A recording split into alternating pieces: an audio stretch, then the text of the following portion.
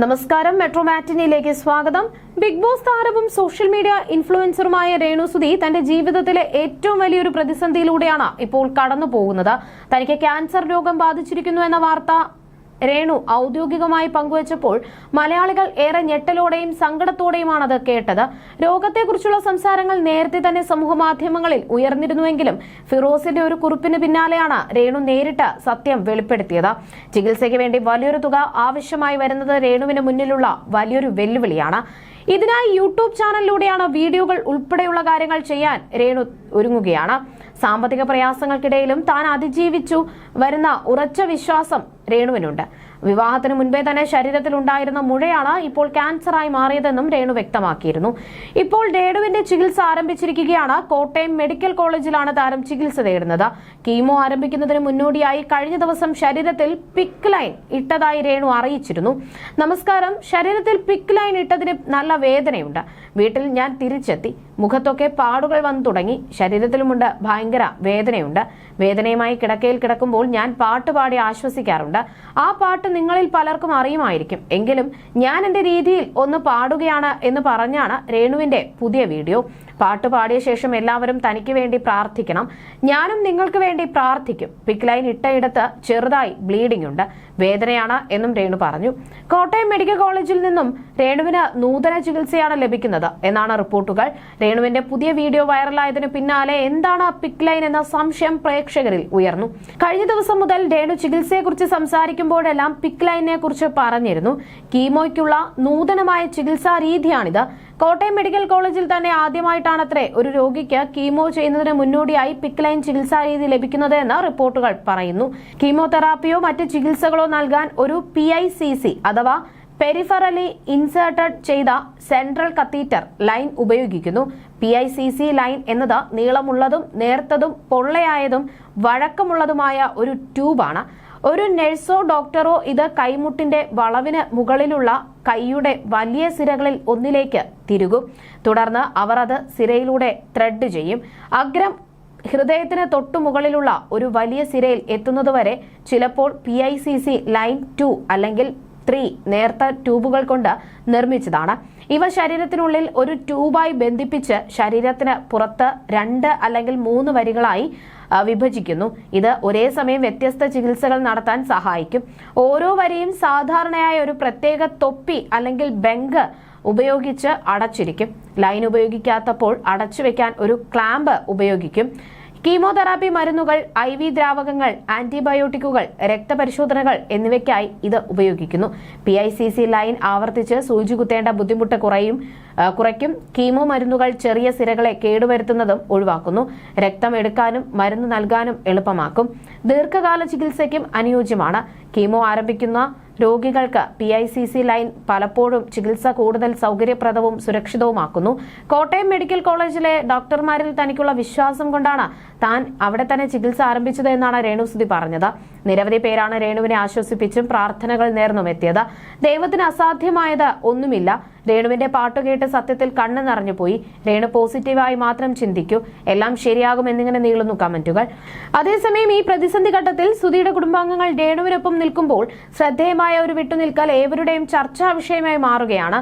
സുധിയുടെ മൂത്ത മകനായ കിച്ചു രേണുവിനൊപ്പം ഇല്ല എന്നതും അവർ തമ്മിലുള്ള അകൽച്ചയും വലിയ തോതിൽ ചർച്ച ചെയ്യപ്പെടുകയാണ്. കിച്ചു സുധിയുടെ പുതിയ വീഡിയോയ്ക്ക് താഴെ രേണുവിനെ ചെന്ന് കാണണമെന്ന് കമന്റുകൾ ഇട്ടിരിക്കുകയാണ് ആരാധകർ. അന്തരിച്ച നടനും മിമിക്രി കലാകാരനുമായ കൊല്ലം സുധിയുടെ ഭാര്യയാണ് രേണു. സുധിയുടെ ആദ്യ വിവാഹ ബന്ധത്തിലെ മകനായ കിച്ചുവിനെ സ്വന്തം മകനെ പോലെയാണ് രേണു വളർത്തിയത്. സമീപകാലത്ത് രേണുവും കിച്ചുവും തമ്മിൽ അഭിപ്രായ വ്യത്യാസങ്ങൾ ഉണ്ടായിരുന്നു. തന്റെ ബ്രാൻഡിന്റെ പുതിയ ഡിസൈനിലുള്ള ടീഷർട്ട് പരിചയപ്പെടുത്തുന്ന വീഡിയോയ്ക്ക് താഴെയാണ് രേണുവിനെ ചെന്ന് കാണാൻ കിച്ചുവിനോട് അഭ്യർത്ഥിക്കുന്ന കമന്റുകളുള്ളത്. മോനെ കാണാൻ പോകണം തീർച്ചയായും രേണു അമ്മയെ. അമ്മ എന്തിന് ഇതൊക്കെ ചെയ്തു എന്നതിന് ഉത്തരം കിട്ടിക്കഴിഞ്ഞു. ഇനി നിന്നെ പ്രസവിച്ച അമ്മയുടെ സ്വഭാവം കാണിക്കാതെ നിന്നെ ചേർത്ത് പിടിച്ച അമ്മയുടെ അരികിൽ ചെല്ലുക. നാളെ എന്നത് നമ്മുടെ ആഗ്രഹം മാത്രമാണ്, അത് മനസ്സിലാക്കുക. അമ്മയെ പോയി ഒന്ന് കാണും മോനെ. നിനക്ക് ദൈവം അനുഗ്രഹമുണ്ടാകും. അമ്മ നിന്നെ കുറച്ചൊക്കെ വേദനിപ്പിച്ചിട്ടുണ്ടെങ്കിലും നിന്റെ സ്വന്തം അമ്മ നോക്കാത്ത പോലെ നിന്നെ നോക്കാതിരുന്നിട്ടില്ലല്ലോ. അവർ നിന്നെ നോക്കിയിട്ടില്ലേ? അവരെ പോയി കാണണം മോനെ. കിച്ചു സൂപ്പർഡാ മോനെ. നീ അമ്മയെ കാണാൻ പോകാൻ മറക്കല്ലേ കുട്ടാ. കിച്ചു മോനെ, അമ്മയെ പോയി കാണണേടാ. മനുഷ്യന്റെ അവസ്ഥയാ പറയാൻ പറ്റില്ല, എപ്പോഴാ എന്താ സംഭവിക്കുക എന്നിങ്ങനെ പോകുന്നു കമന്റുകൾ. എന്റെ പ്രേക്ഷകരോട് എല്ലാം പറയാൻ സമയമായി എന്ന് തോന്നി. കേട്ടത് ശരിയാണ്, എനിക്ക് ക്യാൻസർ ആണ്. ചിലർ തെറ്റിദ്ധരിച്ചിരിക്കുന്നത് ദുബായിൽ വെച്ചാണ് ഇത് സ്ഥിരീകരിച്ചത് എന്നാണ്. എന്നാൽ സത്യം അതല്ല. 16 വർഷം മുൻപ് എനിക്ക് 15 വയസ്സുള്ളപ്പോഴാണ് സ്തനത്തിലെ മുഴ ആദ്യമായി ശ്രദ്ധയിൽപ്പെടുന്നത്. അന്ന് അതിന് നിറവ്യത്യാസം വന്നപ്പോഴും ഞാൻ കാര്യമാക്കിയില്ല, വീട്ടിലും പറഞ്ഞില്ല. അക്കാലത്ത് അപ്പൻഡിക്സ് ഓപ്പറേഷൻ കഴിഞ്ഞിരുന്നതിനാൽ സർജറിയോടുള്ള ഭയം കാരണമാണ് മുഴയുടെ കാര്യം മറച്ചുവെച്ചത്. സൂചി കുത്തുന്നത് പോലും പേടിയായിരുന്നതിനാൽ മുഴ ഓപ്പറേഷൻ ചെയ്ത് നീക്കാൻ മടിച്ചു.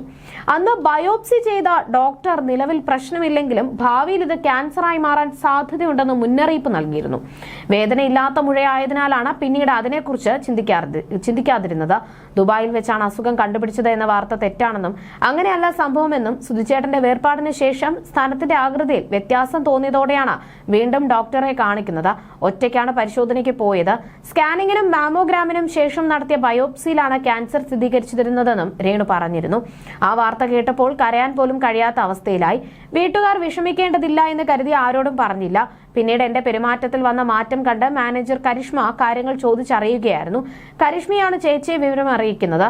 തുടർന്ന് പരുമല ആശുപത്രിയിൽ പെറ്റ് സ്കാൻ ചെയ്യാൻ പോയപ്പോഴാണ് രോഗവിവരം പുറത്തായത് എന്നാണ് രേണുസുധി തന്റെ രോഗത്തെക്കുറിച്ച് കഴിഞ്ഞ ദിവസം പറഞ്ഞത്. നിരവധി ആരാധകരും സുഹൃത്തുക്കളുമാണ് രേണുവിന് പിന്തുണയും പ്രാർത്ഥനകളുമായി എത്തുന്നത്. ഈ വാർത്ത പുറത്തുവന്നതോടെ സോഷ്യൽ മീഡിയയിൽ വലിയൊരു പിന്തുണയാണ് രേണുവിന് ലഭിക്കുന്നത്. മുൻപ് പല കാര്യങ്ങളിലും അഭിപ്രായ വ്യത്യാസം ഉണ്ടായിരുന്നുവെങ്കിലും ഇപ്പോൾ രേണുവിനെ ചേർത്ത് പിടിക്കാൻ ഒരുപാട് പേർ രംഗത്തെത്തിയിട്ടുണ്ട്. വിമർശിക്കുന്നവരോടും കുറ്റപ്പെടുത്തുന്നവരോടും തനിക്ക് പരാതിയില്ല എന്ന് രേണു പറഞ്ഞിരുന്നു. തന്റെ ശത്രുക്കളോട് പോലും തനിക്ക് ദേഷ്യമില്ല എന്നും രോഗം മാറി ജീവിതത്തിലേക്ക് തിരികെ വരണമെന്ന പ്രാർത്ഥന മാത്രമാണ് ഉള്ളതെന്നും രേണു പറഞ്ഞിരുന്നു. ഈ പ്രതിസന്ധി ഘട്ടത്തിൽ തന്റെ ചേച്ചിയും മാനേജർ കരിഷ്മയുമാണ് തനിക്ക് വലിയ ധൈര്യം പകരുന്നത്. അസുഖവിവരം നേരത്തെ മറച്ചുവെച്ചതിന് വീട്ടുകാർ ആരും തന്നെ കുറ്റപ്പെടുത്തിയില്ല എന്നും രേണു തനിക്ക് വേണ്ടി പ്രാർത്ഥനകളോടെ കൂടെ നിൽക്കുകയാണെന്നും രേണു പറഞ്ഞിരുന്നു. എനിക്ക് ജീവിക്കണം, എന്റെ ജീവിതം ഇനിയും ബാക്കിയുണ്ട് എന്ന് പറയുമ്പോൾ അവരുടെ വാക്കുകളിൽ വല്ലാത്തൊരു നിശ്ചയദാർഢ്യമുണ്ട്. ക്യാൻസർ പോലുള്ള രോഗങ്ങൾ പലരെയും മാനസികമായി തകർക്കാറുണ്ട്. എന്നാൽ തന്റെ രോഗത്തെയും വിധിയെയും ഇത്രയേറെ സ്നേഹത്തോടെയും ക്ഷമയോടെയും സ്വീകരിക്കുന്ന രേണുസുധി ഇന്നൊരു വലിയ മാതൃകയാണ്.